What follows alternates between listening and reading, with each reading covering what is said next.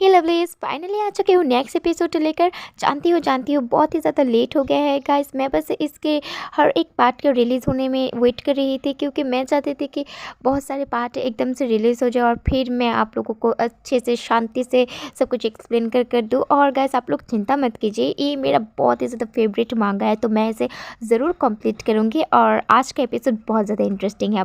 तो हम बढ़ते हैं हमारे एपिसोड की तरफ। Let's start. एपिसोड के स्टार्ट में सब लोग बात कर रहे थे। मैंने सुना है कि प्रिंसेस को मेडिटेयर पर भेज रहे हैं, लगता है उसने कुछ किया होगा। और आफ्टर ऑल उसके पास मर्क्यूरियस का जो सपोर्ट है, उसमें घमंड में आकर शायद कुछ ऐसा किया है जिस वजह से हमारे जो राजा है वो गुस्सा होकर उसे बाहर भेज रहे हैं। ऐसा कहते हैं वो सब लोग हंसने लगते हैं। नेक्स्ट सीन दिखाया जाता है जहाँ पर स्टेल और महाराज एक दूसरे के सामने बैठे हुए थे। मैजिस्ट्री कह रहे थे, स्टेल तो तुम्हारे मेटिटिया जाने का डेट भी अब फिक्स हो गया है, तुम क्योंकि वहाँ पर अकेले जा रही हो तो ज़्यादा बर्डन मत फील करना। हाँ योर मैजेस्टी, आपका बहुत बहुत शुक्रिया। हाँ स्टेल, एक और बात थोड़ा ध्यान में रखना, क्योंकि उस शहर पर कॉमन सिटीजन भी होंगे, सिर्फ नोबल लोग ही नहीं होंगे। मार्क्यूनेस ज़रूर बहुत ही ज़्यादा दुखी होगी तुम्हारी यहाँ से जाने की खबर सुनकर। तुम दोनों तो रिसेंटली बहुत ज़्यादा क्लोज आए हो स्टिल। स्टिल कहती है, हाँ मैंने और मार्क्यूनेस ने ये एग्री किया है कि हम दोनों टच पर रहेंगे लेटर के बदौलत। ये सुनकर राजा थोड़ी देर शांत रहता है और फिर कहता है, ये तो बहुत ही ज़्यादा अच्छी बात है, ठीक है अब तुम ऐसे जा सकते हो स्टिल। नेक्स्ट सीन में स्टिल जा रही थी और घूमकर कहती है, सेटल क्या तुम? हाँ। फिर वो रियलाइज़ करती है कि यहाँ पर अब सेटल नहीं है और फिर मायूस होकर सोचती है, हाँ ये सही है, सेटल अब मेरे साइड पर नहीं है। सीन शिफ्ट होता है इस दिल की तरफ, जहाँ पर वो सोच रही थी, हाँ आज का वेदर कुछ ज़्यादा ही ठंडा है। फिर वो देखती है कि सामने से कोई आ रहा है। फिर वो आदमी कहता है, ग्रीटिंग योर हाइनेस, बहुत दिनों बाद मिले हैं। ओह मास्टर हैसन, आप कैसे हैं? मैं तो बिल्कुल ठीक हूँ योर हाइनेस, आप बताइए आप कैसी हैं? मैं तो सोच रहा था कि मैं प्रिंसेस प्लेस पर जाऊँ ताकि मैं सामना सामने ही आपको थैंक्स कह सकूँ।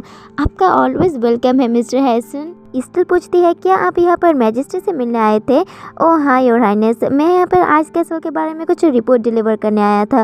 ओह तो फिर क्या आपको कुछ यूज़फुल मिला? अभी तो नहीं। ओह अच्छा। स्टिल और सोचती है, लगता है कि सर हैसन थोड़ी मुश्किल में है। ये सब इसलिए है कि एम्परर ने हैस्टन को अभी थोड़ी प्रूफ चाहिए टावर ऑफ ट्रूथ से कि आइस कैसल उसके लिए कोई थ्रेट नहीं है। यहाँ पर बेचारे सर हैसन तो सोच रहे थे हिज मैजेस्टी ज़रूर डिसअपॉइंट होंगे ये जानकर कि मेरे रिसर्च पर अभी भी कोई प्रोग्रेस नहीं हुआ। और स्टिल सोच रही थी, मुझे थोड़ा गिल्टी फील हो रहा है, लेकिन इसकी कोई ज़रूरत नहीं कि मैं जो जानती हूँ मैं उन्हें बताऊँ। आफ्टर ऑल ये मेरे लिए बेटर है कि आइस कैसल का राज राजी रहे। सर हैसन, आपने अपना बेस्ट किया है। अगर मुझे फ्यूचर में चांस मिला तो मैं आपके रिसर्च के बारे में और जानना चाहूँगी। ये सुनकर तो सर हैसन खुश होकर कहते हैं, ऑफ कोर्स योर हाइनेस, मुझे भी ये सुनाकर अच्छा लगेगा। तभी पीछे से कोई आकर कहता है, ओ माय गुडनेस स्टिल, क्या ये तुम हो? स्टिल पीछे मुड़कर देखती है और कहती है, आयरा हम और सेटल। फिर वो दोनों एक दूसरे को कुछ देर देखते हैं। बाद में आयरा पूछती है, स्टिल क्या तुम यहाँ पर मैजिस्ट्रेट से मिलने आई थी? स्टिल कहते हैं, हाँ क्या आप भी यहाँ पर मैजिस्ट्रेट से मिलने जा रही हैं? फिर आयरा कहती है, हाँ और वैसे मैंने सुना है कि तुम मेडिटिया पर बहुत जल्दी ही जा रही हो। स्टिल कहती है, हाँ आप सही कह रही हैं। आयरा तो बड़ी घटिया वे में हंसकर कहती है, ओहो कितना ही बुरा है ना, मैं तुम्हारे इस शाइनिंग से फेस को इस प्लेस पर और नहीं देख पाऊंगी। ये सब सुनकर तो स्टिल कहती है, कितना ही रेडिकुलस झूठ बोल लेती है ये। फिर आयरा और बोलती है, क्या ये तुम्हारा न्यू सर्वेंट है, लेकिन काम करने के लिए कुछ ज़्यादा ओल्ड नहीं है? ओ स्टिल तुम्हें अपने सर्वेंट के चॉइस पर थोड़ा तो ध्यान देना चाहिए। स्टिल सोच रही थी, वो बार बार ऐसी चीज़ें कह रही है ताकि मैं एम्बेरेस हो जाऊँ। योर हाइनेस, ये मेरे कोई सर्वेंट नहीं है, ये मास्टर हैसन है, टावर ऑफ ट्रूथ के हेडमास्टर।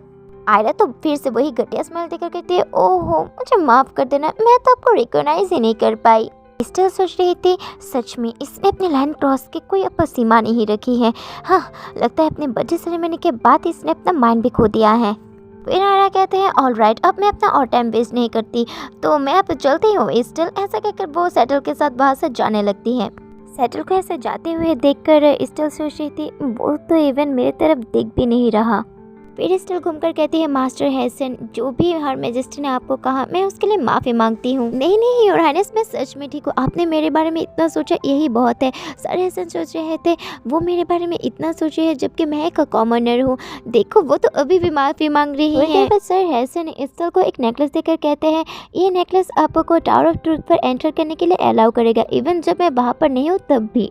स्टिल तो थोड़ी सी खुश और हैरान होकर कहती है, आखिर आप इतनी प्रीशियस चीज़ कैसे मुझे दे सकते हैं? टावर ऑफ ट्रुथ के लिए आप एक परफेक्ट गेस्ट है और मैं बस आपको एक छोटा सा तोहफा ही दे पाया। छोटा? ये बिल्कुल भी छोटा नहीं है। फिर स्टिल और खुश होकर कहती है, आपका शुक्रिया मास्टर हेजन, मुझे बहुत पसंद आया। मैं ज़रूर टावर ऑफ ट्रुथ को विजिट करूँगी। पीछे से ये सब होते हुए सेटल भी इनको बड़े ही ध्यान से देख रहा था। यहाँ पर तो थोड़ी सी जेलसी की स्मेल आ रही है नहीं? चलो नेक्स्ट एपिसोड पर बढ़ते हैं। स्टिल सोच रहे थे कि मैं सोच रही कि मुझे लाइब्रेरी जाकर थोड़ी किताबें ले लेना चाहिए मेरे माइंड को थोड़ा सा क्लियर करने के लिए। फिर स्टिल उसे नेकलेस को देखते हुए बहुत खुश हो रही थी। सीन शिफ्ट होता है लाइब्रेरी पर, जहाँ पर स्टिल सोच रही थी इस पूरे से ग्रैंड प्लेस पर ये लाइब्रेरी है जहाँ पर मुझे बहुत ही ज़्यादा शांति फील होता है। बहुत टाइम से मैं यहाँ पर नहीं आई थी। तभी स्टिल को देखकर सब लोग उसे बो करने लगते हैं। स्टिल सोच रही थी, हाँ पहले तो मैं जब भी लाइब्रेरी पर आती थी लोग मुझे बिना वजह ही डर्टी लुक देते थे। हाँ मुझे लगता है कि पास्ट को पास्ट ही रहने देना चाहिए। मुझे हमेशा ये क्वाइट प्लेस पर बुक रीडिंग करना अच्छा लगता है। इवन जब मैं छोटी थी तब भी ये ओल्ड बुक की स्मेल मुझे एक कंफर्ट सेंस देता है। तभी स्टिल को कुछ फील होता है और वो कहते हैं, हाँ यहाँ पर क्या है? मुझे लगा था कि यहाँ पर कोई शैडो है। मुझे लगता है मैं कुछ इमेजिन ही कर रही होंगी। तभी स्टिल के पीछे से हमें कोई दिखता है। स्टिल भी ये फील कर लेती है और वो बहुत ही ज़्यादा घबरा जाती है, लेकिन तब तक वो आदमी भी स्टिल को धकेल कर उसके ऊपर ही आ जाता है। स्टिल तब देखती है कि ये आदमी तो सेटल है जो कि बिल्कुल उसके करीब आ चुका था। ओह स्टिल, इतना भी घबराने की ज़रूरत नहीं है। स्टिल सोच रही थी मुझे क्लियरली याद है ये आदमी तो आयरा के साथ था ना, तो फिर वो यहाँ पर क्या कर रहा है? सेटल। तभी सेटल स्टिल का मुंह बंद कर कहता है, शांत हो जाओ नहीं तो वो लोग हमें पकड़ लेंगे। सेटल थोड़े मजाक के अंदाज में कहता है, क्या मैं इतना ही स्कैरी लगता हूँ तुम्हें? ये सुनकर स्टिल नाराज़ हो जाती है। अच्छा ठीक है सेटल, अब थोड़ा सा पीछे तो हो तुम। कुछ देर बाद सेटल स्टिल के गले के उस नेकलेस को नोटिस कर अचानक से स्टिल के ऊपर ही आ जाता है, जिससे स्टिल थोड़ी सी शॉक होती है और कहती है, ये सेटल अब क्या हुआ? लेकिन सेटल तो उसे पकड़ कर रखता है और फिर बड़े ही रोमांटिक वे में उसका नेकलेस मुँह पर लेकर कहता है, आखिर ये तुम्हारे पास क्यों है? अब स्टिल थोड़ा सा ब्लश करने लगती है। स्टिल कुछ कहने ही वाली थी तभी सेटल भारी आवाज़ में कहता है, क्या तुम टावर ऑफ ट्रुथ पर जाने की सोच रही हो स्टिल? स्टिल थोड़ी नाराज़ होकर कहती है, ये तुम्हारा बिजनेस नहीं है।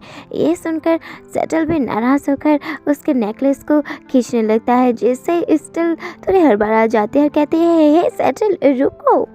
लेकिन सेटल तो स्टिल के नेक पर उसे किस करने लगता है। स्टिल तो बहुत ही ज़्यादा ब्लश कर रही थी और सेटल अभी भी स्टिल को किस कर रहा था। स्टिल उसे कह रही थी, हे सेटल रुक जाओ, लेकिन सेटल रुक ही नहीं रहता। तभी स्टिल उसे धक्का देकर कहती है, मैंने कहा ना रुक जाओ। फिर सेटल को देखते हैं जो कि अभी भी ब्लश कर रहा था और उसे ही देख रहा था। फिर कहता है, अच्छा ठीक है तो फिर मुझे आंसर दो, क्या हुआ स्टिल? जल्दी से आंसर दो। वेल मास्टर हैसन ने मुझे एक गिफ्ट दिया है, क्योंकि मैंने उन्हें कहा था अगर मुझे चांस मिले तो मैं टावर ऑफ ट्रुथ पर जाऊंगी। ओह अच्छा ऐसी बात है। फिर सेटल तो स्टिल के कपड़े ही खोलने लगता है, जिसे देखकर स्टिल कहती है, हे क्या तुम अपना माइंड खो चुके हो?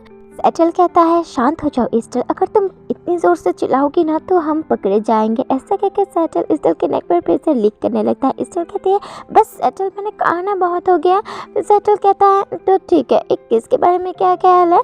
स्टिल कहती है, बिल्कुल भी नहीं। लेकिन सेटल तो ये सब इग्नोर कर स्टिल के करीब ही आने लगता है और उसे किस करने लगता है। स्टिल भी उसे किस करने लगती है। स्टिल तो भी सच में बहुत ही ज़्यादा ब्लश कर रही थी। सेटल कहता है, मैंने तुमसे कहा था कि मैं तुम्हें किस कर सकता है यानी, लेकिन मैंने कभी नहीं कहा कि अगर मैं किस करूँगा तो सिर्फ एक किस के साथ ही स्टॉप हो जाऊँगा। स्टिल तो कहती है, हाँ कितना चालाक है ये। सेटल अभी स्माइल करते हुए बड़े ही रोमांटिक अंदाज में कहता है, स्टिल ओ मेरी प्यारी हाइनेस, क्या आपने मुझे मिस किया? तो यहाँ पर ही होता है एपिसोड ख़त्म। इस मांगा के जो सारे ही एपिसोड है ना बहुत ज़्यादा इंटरेस्टिंग है। तो नेक्स्ट एपिसोड के लिए आप लोगों को रेस्पॉन्स करना पड़ेगा गाइस, क्योंकि इतने दिन तक बिना पोस्ट करने की वजह से मेरे अंदर एक आलस बना चुका है, जो कि आप लोगों के प्यारे प्यारे रेस्पॉन्स के बाद ही जा सकता है। तो बिना देरी कीजिए चैनल को कीजिए सब्सक्राइब, लाइक, कॉमेंट, ताकि मैं मोटिवेट हो पाऊँ और जल्दी से आप लोगों के लिए स्टोरी को एक्सप्लेन कर पाऊँ। तो होपफुली मिलेंगे नेक्स्ट एपिसोड पर। अच्छे से रहना, खुश रहना और हाँ 100 लाइक तो मुझे देखनी चाहिए। ओके हाँ बाय।